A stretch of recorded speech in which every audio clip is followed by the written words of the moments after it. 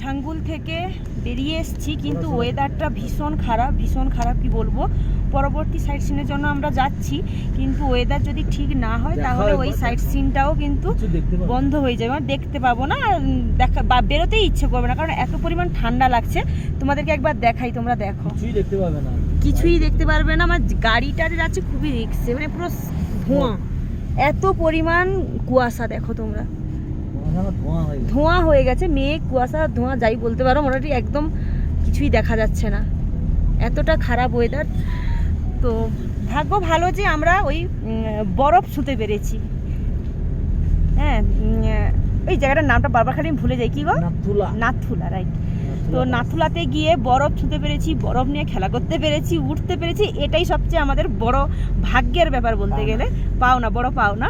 কিন্তু দেরি যদি করে দিতাম তাহলে কিন্তু ওখানে গিয়ে আর কোনো লাভ হতো না, ঘুরে পালিয়ে আসতে হতো, কারণ এরকম ওয়েদারে তো আর ওখানে যাওয়া সম্ভব নয়। তো দেখা যাক, তোমরা দেখতে থাকো, পরবর্তী সাইট সিন দেখতে পারি কি না সেটা বলতে পারছি না। যদি দেখতে পারি তাহলে অবশ্যই তোমাদের সাথে শেয়ার করবো।